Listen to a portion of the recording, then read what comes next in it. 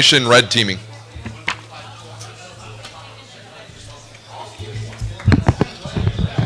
All right. Can you guys hear me all right? Is that okay?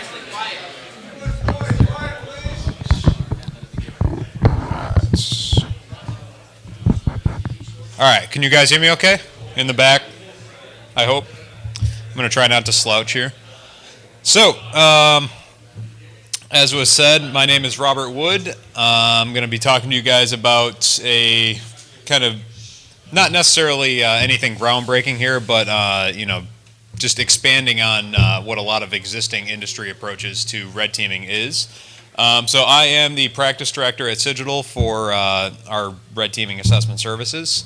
I've done all sorts of crazy security assessment stuff, like I'm sure many people in this room have done. I've worked on everything from the Nintendo Wii to Xboxes to mobile devices to web app stuff to breaking into banks, all that good stuff.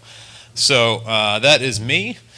Our agenda for today, we're going to be talking about kind of a basis. What is red teaming? How it's perceived in the industry, how I look at it, and how I would urge everyone to look at it.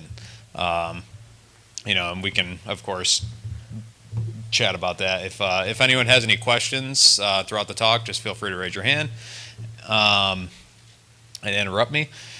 We will talk about point-in-time risk reliance, why that's a bad thing in a lot of current approaches. The elements of building a successful red team, whether you're bringing in somebody to do it or you're building one yourself if you're working at a large organization.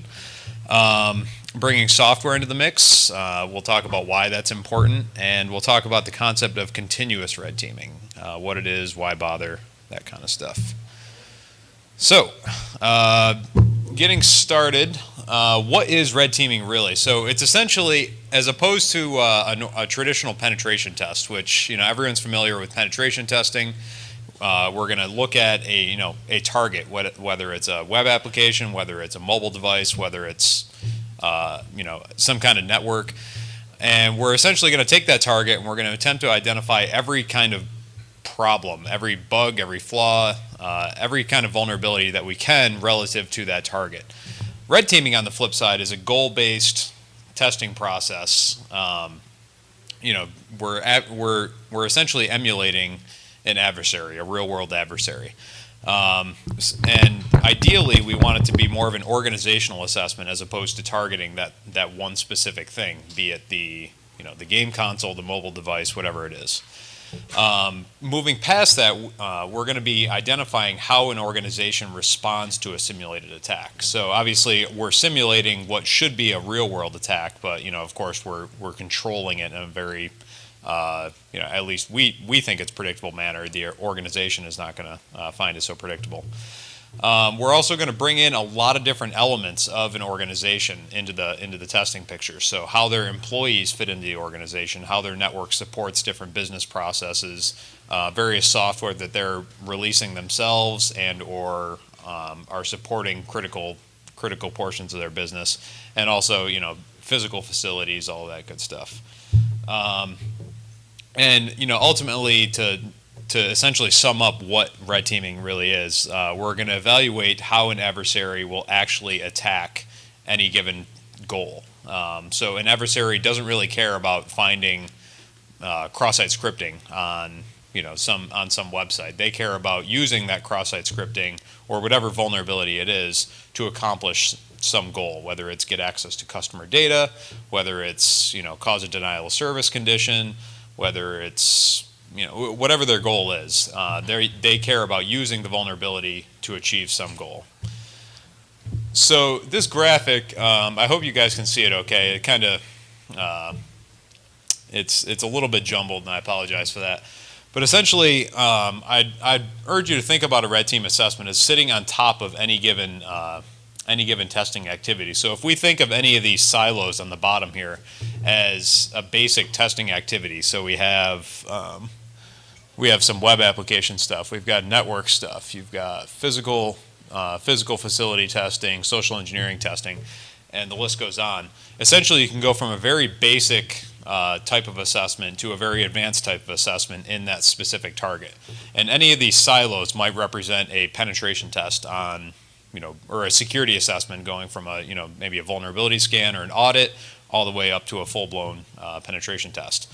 A red team assessment is going to build on that and essentially sit on top of all these different service elements. And depending on where you're at relative to your goal, so stepping through an attack path, we may pull in different testing activities to accomplish that goal. So anyone who's ever seen a YouTube talk or a conference presentation on red teaming has probably seen this very basic Venn diagram, the electronic, social, physical Venn diagram elements of a red team. The recon and more is just kind of splashed on there because I urge everyone to kind of think beyond just doing electronic, social, physical penetration testing, because really if we just look at that stuff, all we're doing is just doing a multifaceted penetration test. So just to step through it really quickly, electronic is anything in the technical space. So we've got software, whether it's web applications or thick clients or web services. You've got network infrastructure. You've got wireless networks at physical facilities, mobile stuff. Social is any way that employees interact with an organization. So you've got attackers going after employees through using phishing techniques, calling them up, trying to get them to reset passwords or provide sensitive information, interacting with them through some kind of IM or chat feature, and then of course all the stupid stuff that people put out on social media. I'm sure we've all seen that. The physical domain is anything involving a physical facility where an organization is located. So, you've got access control technologies like the RFID badges. You've got business processes that facilitate how an employee or a vendor or a visitor might get access to the facility. What if I work for Acme Bank and I'm an employee and I show up and I forgot my badge at home that day? How do I get into work How do I get into work for the day, or do they turn me away and tell me to either go home and get it or use a sick day? And you've also got, considering how, guards work at a certain facility. Excuse me. Are they outsourced? Are they, willing and able to use force if necessary? That, all things that an attacker or security consultant is going to want to think about. So the other activities, reconnaissance is kind of the glue that holds an entire red team together. So it's important in any pen test.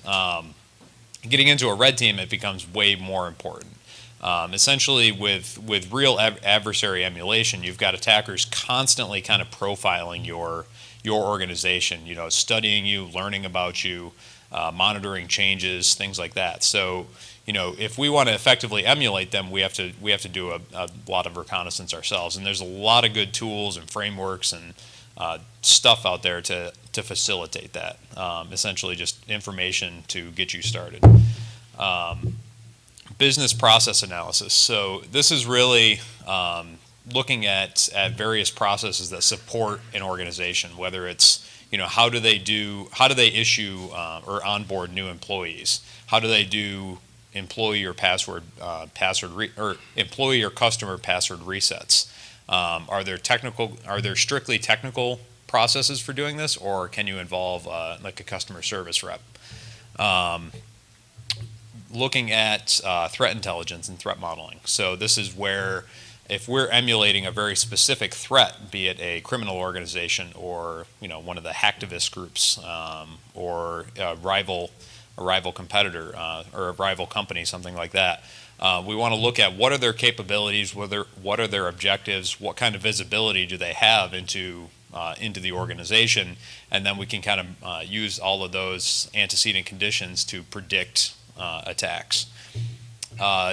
We want to also be able to use red teaming, or really any penetration testing, but specifically red teaming, given its broad scope, as a way to evaluate incident response capabilities of an organization. So not just detection, but also how they actually respond to an attack once they identify it. Risk management is not in the traditional sense that you might think about risk management. So really, this is using how an organization risk ranks different components of their organization and using it against themselves. So we'll walk through a scenario later on in the talk where we did just that. And role-based social engineering is something I'm a big advocate of, and it's essentially social engineering in the sense that we're not going to go after Joe Schmo or Mary in HR. We're going to essentially go after a role. So this ties back into the business processes. So we're going to social engineer a CSR supporting password resets, for instance. So essentially, when we're looking at that password reset process, we're going to map that out in a workflow, and we're going to identify, weakness, either weak controls or missing controls that'll essentially mean that any employee or any human sitting in that spot of the CSR may be susceptible to social engineering attacks. So putting this all together into a composite attack, I'll walk you guys through a little scenario where we were working for a defense contractor a few years back, and essentially, it was a full-blown organizational assessment. We're emulating either a terrorist group or a criminal organization that would have gone to the extent of physical access to the facilities, sophistical, technical capabilities. The list goes on of the capabilities and resources that we had available to us, or that we were supposed to be emulating. So we started off, as you might imagine, doing all the external perimeter level stuff, trying to get in through the network. We did some basic phishing. Everyone was pretty well aware, so we didn't spend too much time on perimeter stuff. Phishing always, reveals some access, but we wanted to go farther than that because phishing is only so much fun.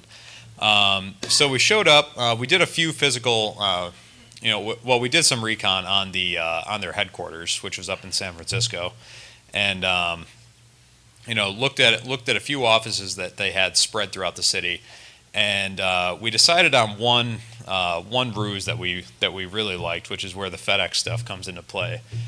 So we essentially got one of those big Pelican cases. It was about as tall as this table, maybe like yay wide, about as deep as well. And we had one of our smaller employees get in there. We got them all dressed up with employee uniforms that we had one of our guys who didn't really care about brands and stuff and copyrights made up. So we stuck him in the box. We went, and I should have worn it, but I need to get it tailored. We went out and got FedEx shirts, and we got a bunch of magnets and stuff. Put them on custom critical FedEx division. Put them on a bunch of vans. Showed up with our handheld units, all this stuff. We wrote a little FedEx delivery app. So we show up and walk into the defense contractor's front doors, and they're like, "Oh, hey, Custom Critical. We've never ever received anything from Custom Critical." Hi, I'm a red flag. So that would have been indication number one. We also did not have any kind of designated recipient. That would have been red flag number two. However, they thought it was so cool that they were getting this massive delivery. We said, it was our instructions that you're going to get a recipient. The recipient is going to come tomorrow.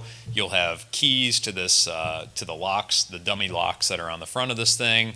Then you should be all good to go. So they got all excited. They wheeled it in, passed all their security, brought it into a storage closet, which ironically was right next to all of their executive offices. So our employee waits like 30 minutes, and we dropped it off right at the end of the day. So everyone left, or at least all the executives left. He pops out, gets out of the storage closet, and none of the executive offices were locked because they had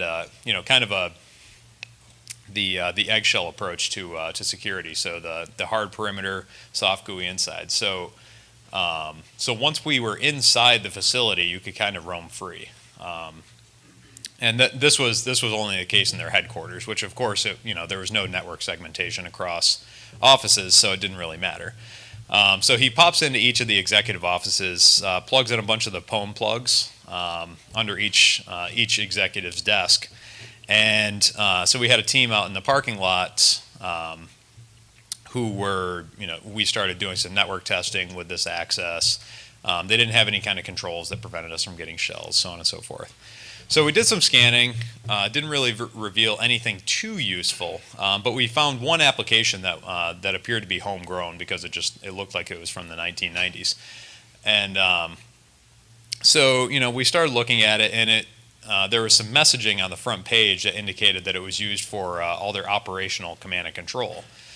So essentially, this company handles kind of battlefield analytics, and so they deploy operational engineers, or they embed them into military units and throughout the world. And obviously they don't want these people's identities known. They kind of keep that stuff under wraps. But all of it was managed right here. So this appeared to be our new high value target. So naturally, the first thing that we try on the login page was some SQL injection, and wouldn't you know it, like the basic tick or 1 = 1 on the password got us access to an account. So with that access, we were able to get covert operational employee data. They actually had some source code and stuff embedded in there that we could steal out. There was all sorts of stuff stored in this app. So, just an example of tying all of this together. And of course, they didn't have any kind of, they did not have any kind of monitoring controls within the facility or on their network, their internal network rather, that allowed them to detect the attacks that we were doing or respond to them. So, and of course, creating this box and getting the FedEx uniforms, all of that, it took about 2 weeks' time. And that was, with us working on other stuff and, dealing with other clients as well. So it's not like this was anything that a very sophisticated group that would go after this defense contractor wouldn't be able to do. So, and just to kind of follow up with that, with the incident response assessments.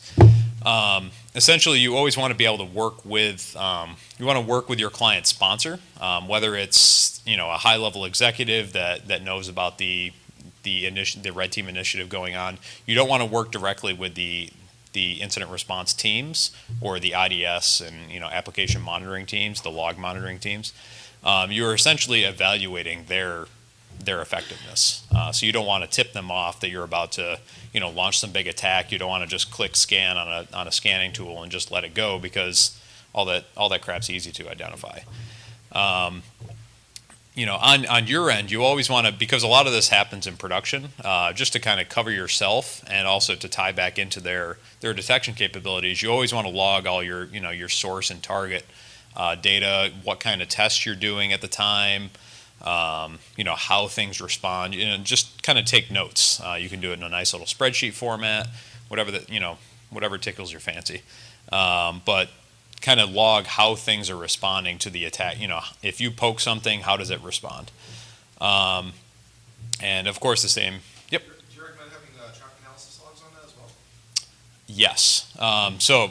Beyond just the spreadsheet? Yeah. So I'll typically record all of my, like, if I'm running everything through a proxy, I'll save all of that on a daily basis and submit it. This is more for, like when you're doing, like looking at like some kind of business logic or something that might not be readily apparent through just proxy logs. But yeah, the more data you can gather in this and then provide at the end of the assessment to cross-reference, the better. So the shorthand is really comes in handy for physical security testing, as I'm sure you can imagine, because there's no proxy for that. And also once you're in, so once you're on the internal network, or once you've obtained access to some kind of sensitive asset, and you're trying to get it out, because ultimately getting in and getting access to the asset is only half the battle. A lot of, attackers need to be able to get that stuff out, data exfiltration. So you want to, analyze exfiltration controls, whether they have some kind of, watermarking or anything like that, that might trip you up.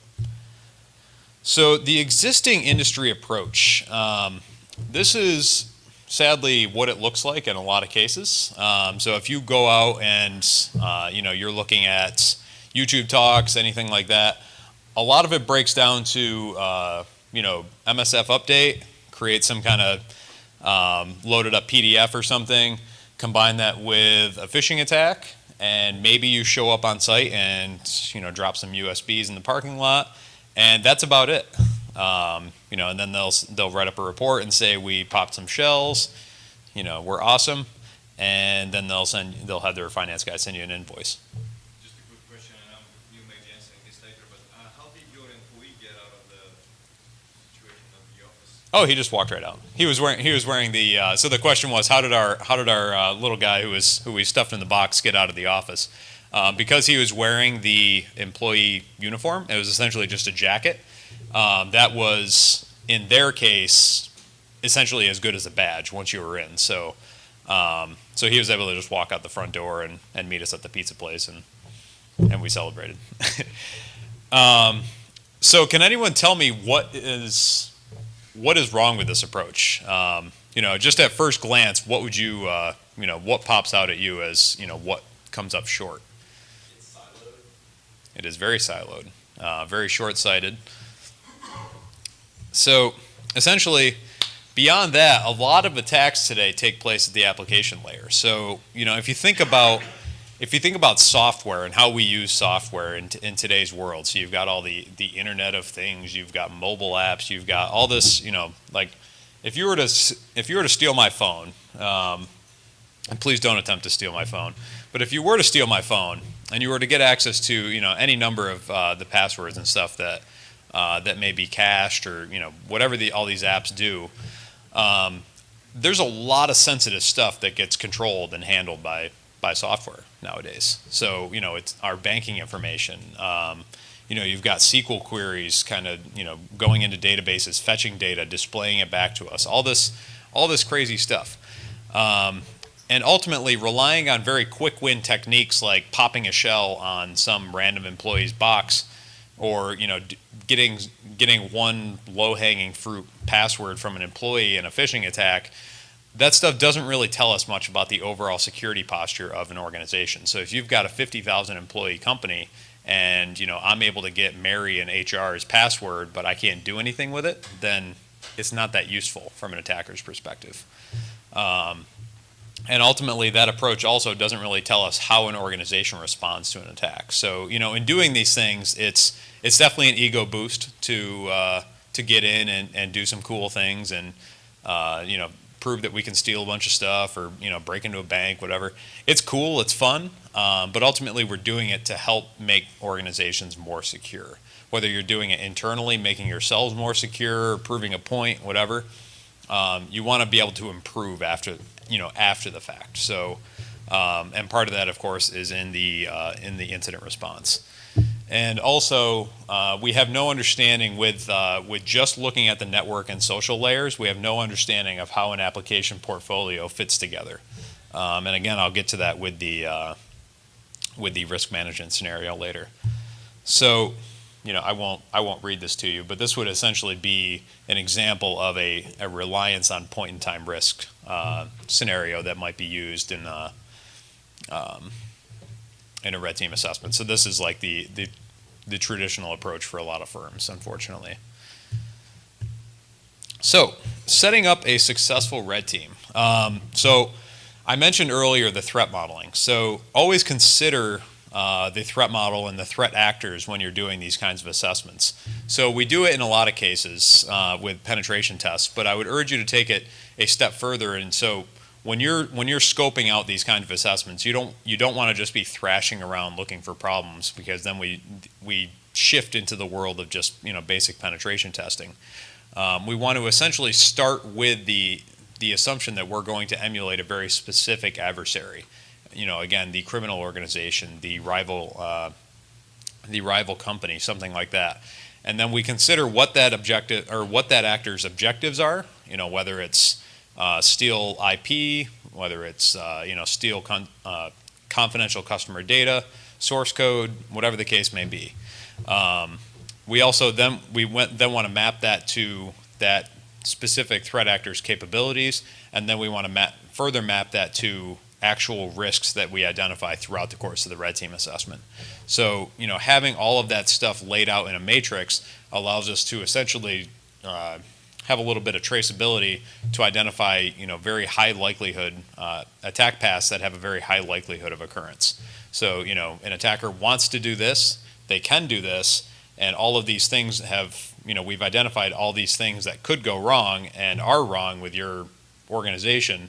So given all those things, this is very likely to happen. That's essentially the idea behind it.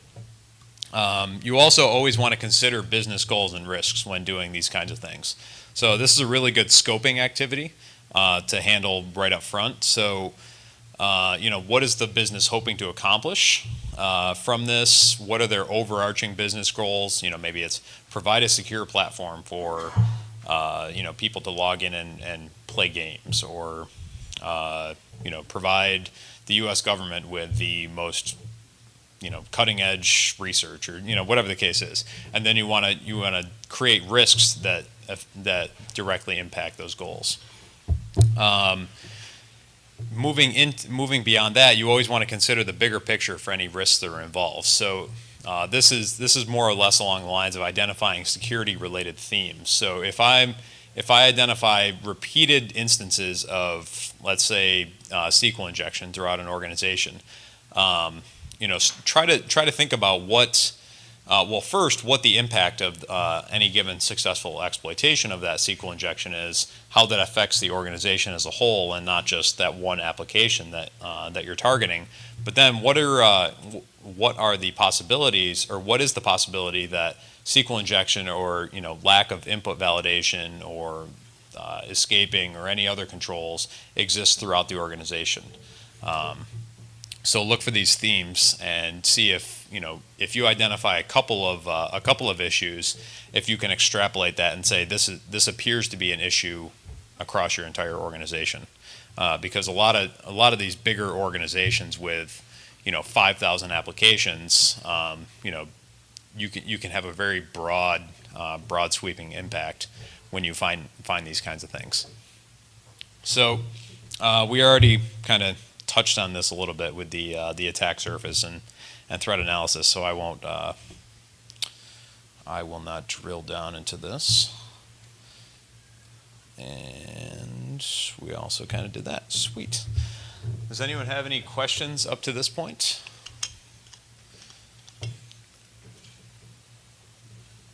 All right, fantastic. So, bringing software into the picture. So, like I mentioned before, software is, everything happening at the application layer is really what's handling a lot of the sensitive stuff that we have going on, both as consumers and as enterprises. So whether it's SQL queries, page content that's displayed to a page, stuff on our mobile apps, and it's software not only at very high levels in the form of apps or websites or anything like that, but drilling down into the operating systems and all the way down the stack. Application portfolios at a large organization may range from anywhere from 1 to 10 using some off-the-shelf software, or it can range up to several thousand applications. So I've worked with a few large multinational banks that have like 4,000 or 5,000 applications, and it's ridiculous how much stuff they have going on, and they have no idea how to actually manage it all. It just is. It just exists in the world, and yep. Do you have issues with scope creep when you hit like several thousand areas in that? So the question was, do we have issues with scope creep when we work with organizations of this size with several thousand applications? Not really. So essentially, in doing this, you don't necessarily need to test every little thing. So that's really where we benefit from missing out on the scope creep problem. If we did have to test every little thing, it could be an absolute nightmare and take years. Sad to say, but essentially with the goal-driven process, and actually we'll get into that in like 2 slides, a nice little scenario involving just a bank, or such a bank, where we were able to use several key applications to get to our goal and kind of neglect all the noise. And the last bullet on here, scanning the network with the traditional approach is not going to give you the complete picture. And on the flip side, scanning just testing just the application layer does not give you the complete picture. We really want to test that complete stack. Then we want to test the employees that support that stuff, the facilities those employees sit in, business processes they support. It's really about testing, that whole holistic picture. So the risk management portion of it. So the high risk of low risk applications. So a lot of times in these large organizations, you have assets, whether they're session cookies or credentials or whatever the case may be, some kind of process or functionality that's shared. You have these things that are shared across multiple applications. So www.acmebank.com may have the same exact credentials as marketing.acmebank.com. For whatever reason, that's just how a lot of these organizations architect themselves. Subdomains in a lot of cases provide a very, very good avenue for phishing attacks, and in particular page rewriting phishing attacks.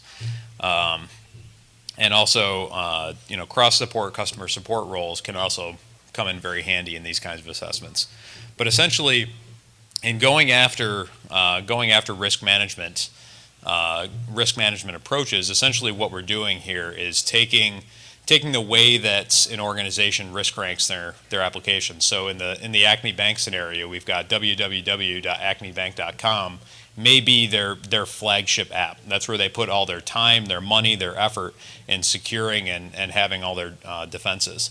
Whereas the marketing site or the promotion site, for instance, I think it was actually promotions that we used in this particular attack. They may not provide any kind of defenses or money or resources towards defending that promotion site. But it's on the same exact top-level domain. It's, handles the same kind of assets. And this next composite attack scenario essentially takes advantage of just that. So what we had here was a red team for another, it was a very large multinational bank. And we had a low-risk applications, promotions.acmebank.com, that had never gone through any kind of testing. So essentially this organization they broke their applications down into high, medium, and low-risk apps. And depending on where they got categorized, that kind of drove how much testing.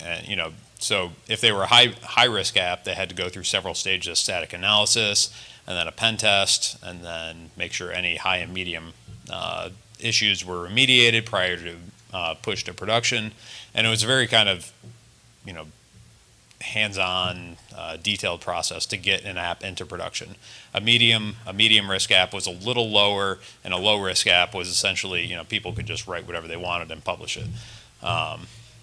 And unfortunately, they had a lot of these things that fell into the low risk category. So this promotion site did end up falling on the subdomain of a very high profile application, their flagship app. We did look at the high risk app pretty in depth. We found some things wrong with it, but nothing kind of glaring jumped out at us. So the approach that we took, this was a full scope application or full scope red team. We didn't even have to do any physical testing because we just didn't need to in this case.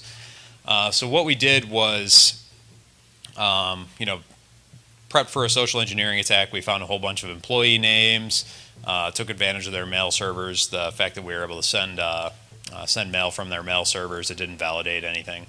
So we put together a phishing attack that's taking advantage of a cross-site scripting flaw on this promotion site, and we created this bonus program. So,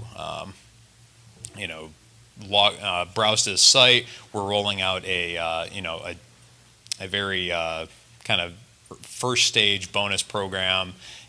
you, lucky employee, have been selected to participate in it. Come to our link, and you'll essentially get all the details and have a chance to enroll, where you'll have a chance to earn a 10% quarterly bonus or something like that. So in the email that we sent from their mail server, so all their validation there was it bypassed all their spam filters, all that stuff came from an admin at acmebank.com email address.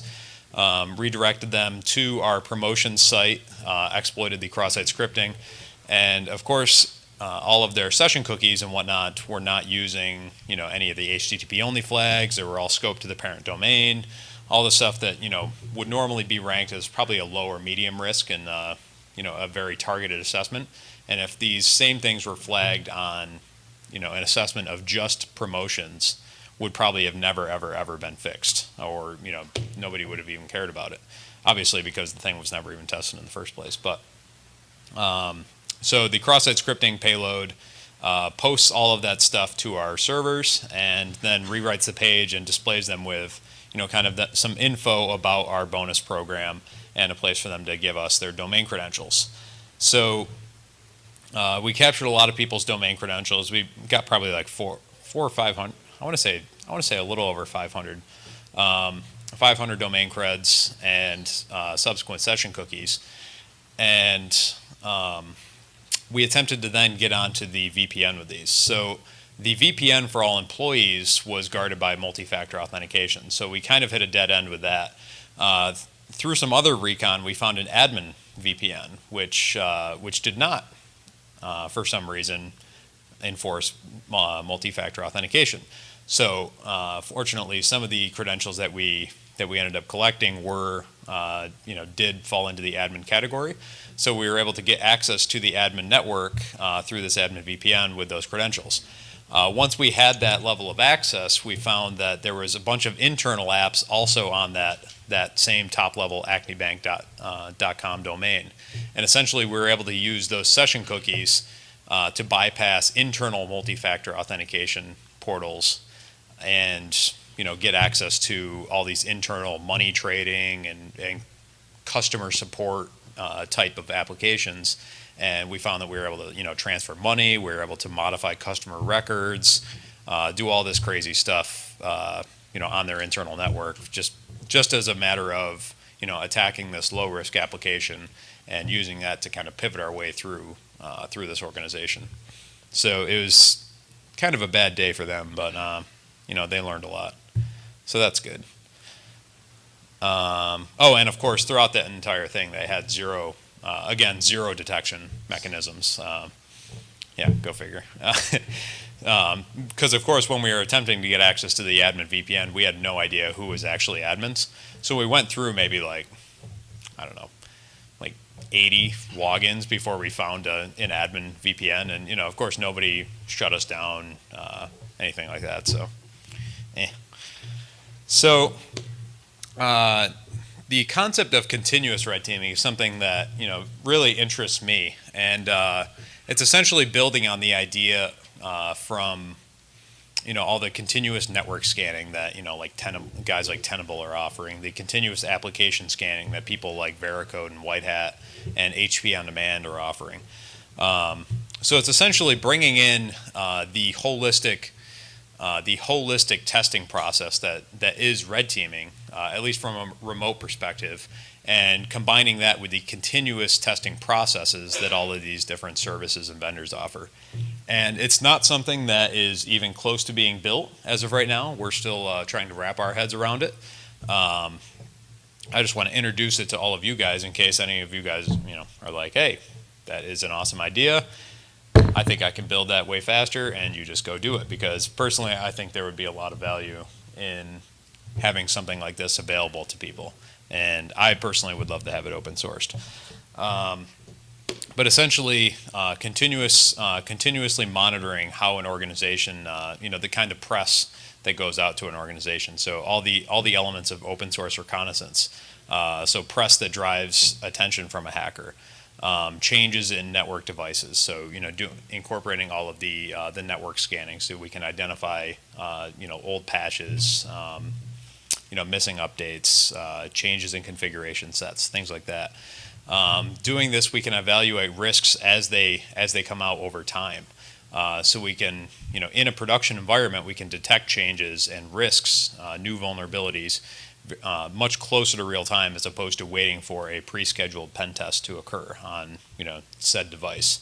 So essentially, if we open this up on an entire organization and just have something churning through, an engine just churning through, we can identify things, network related issues, open source related issues, people spouting off on social media, or application related issues relative to some new application functionality that's pushed out closer to real time.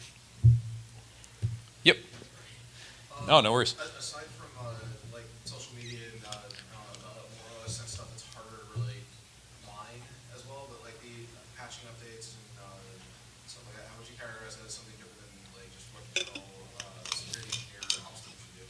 So, Or are you thinking for companies that don't have a security engineer ops type position? so part of the latter and part of the former. So it's not so much different from the existing approaches that are out there with regards to the application and network layer scanning approaches.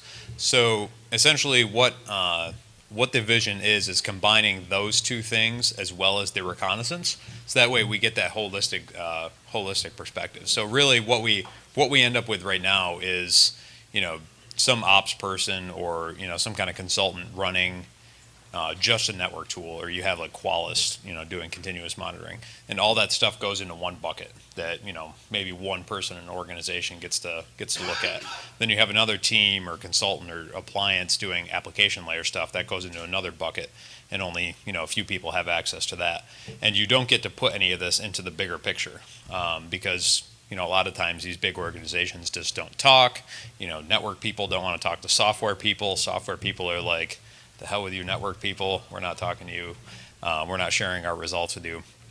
So, this lack of communication, and then you combine that with, the open source issues, the reconnaissance-based issues. We just don't get to see that bigger picture. So it's really all about seeing the bigger picture from a remote perspective. Is the idea behind it. Yep. No, are you talking only about scanning or also operator,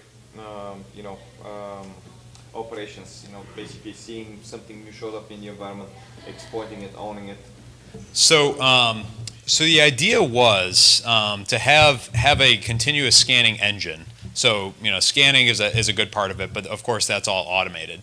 And then also leverage that with something, normalize all the data and create some kind of framework that we can dashboard, create all that or push all that information into a dashboard or summary tables.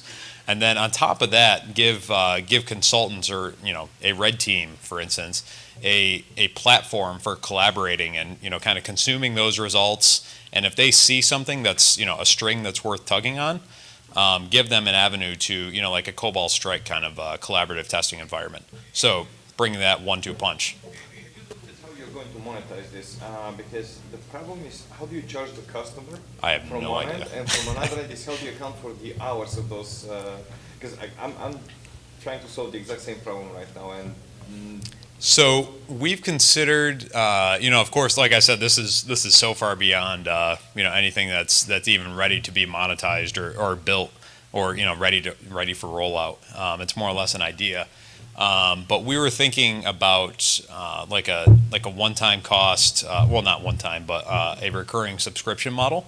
So essentially, you open up your entire organization to this, and you pay by a monthly basis, and you just get reports and results and stuff, kind of populating your dashboards. You continue to pay by the month, and you just continue to get findings. But we haven't really solved that problem yet, so I don't know. That is the idea, though. So, as actually leading right into this, obviously the application and the network stuff can be very largely automated. There is automation engines behind both of these things that exist right now in very expensive appliances. So, really the idea is combining the network stuff, the application stuff, and then building on just a little bit more, and then feeding that into some other kind of collaborative testing environment, and rolling that all into one for a true continuous adversary emulation. Because really, the idea behind getting away from the point-in-time risk reliance and the whole why bother catchphrase is an adversary is not just going to attack you next week or next Monday at noon, and then whatever is wrong at noon next Monday, that's all they're going to care about, and they're never going to look at it again until maybe next year when your next audit comes up.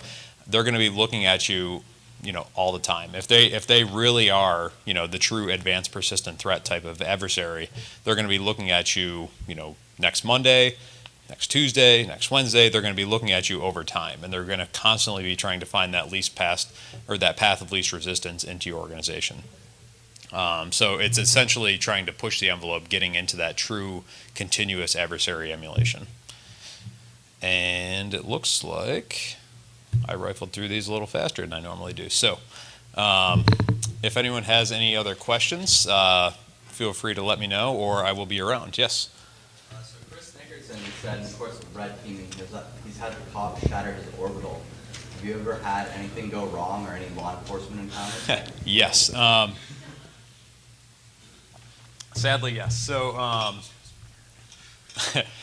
So my one run-in with law enforcement, well, actually, so two run-ins. One actual run-in where I got dragged in. I was working for a rehab hospital doing some very physical security-driven testing, and I got cocky. And we were, as part of the deliverable, we were delivering like some training videos and all that, and we wanted to use footage from the actual test.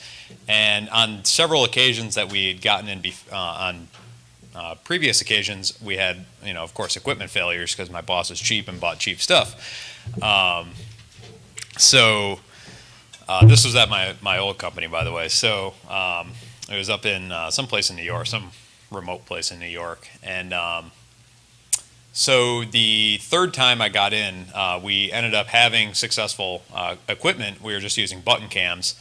And when I got in, I went into the hospital as a HIPAA auditor because, you just throw around industry words and, everyone's like, oh my God, get out of his way.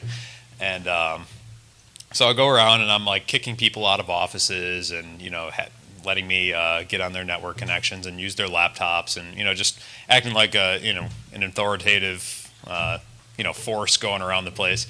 And one person got suspicious and of course called security, which, they in turn called the state troopers. And so I wanted to keep the contractor's badge that they gave me because it was kind of I like keeping the badges. It's like a little trophy for me. So I snuck around the back of this campus and I was like 10 feet from my car, and then a cop arrested me, and they pulled guns and threw me in the back of their car, and I had to as they handcuffed me, I had to let them reach into my pocket and grab the authorization letter that I had. So that was the whole thing. The other time we were actually working for that defense contractor with the box, and they wanted us to do some testing at their more strictly controlled engineering facilities, and of course those were not as easy to get into. And in doing that, we got in, and somebody got suspicious of us as we were coming out, and called security. They immediately called the cops, and we had like a swarm of police there. We were able to get away as we just took off sprinting down the streets of San Francisco, and I ended up jumping over this thing and spraining my ankle and all this stuff, and it was a whole thing. We had to split up and duck into stores, and so that was my only two run-ins with cops. Every other time it's just been I've been in and out clean, and that was that. But so caught once because I got cocky and sprained my ankle another time. So any other questions?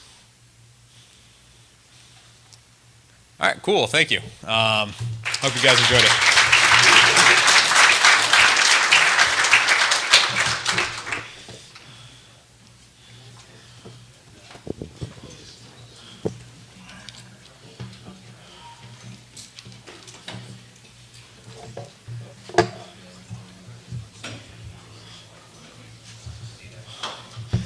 What's up, man?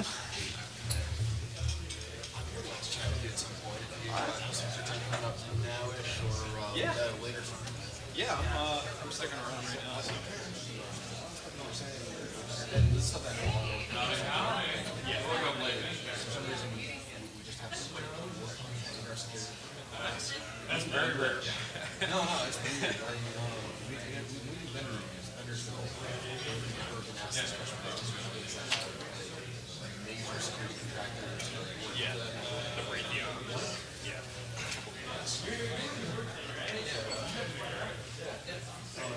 Actually, just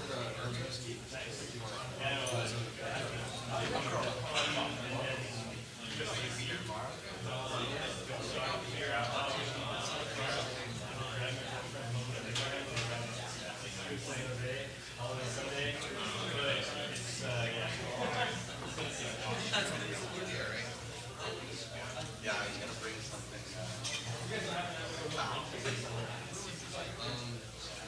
It's related to that.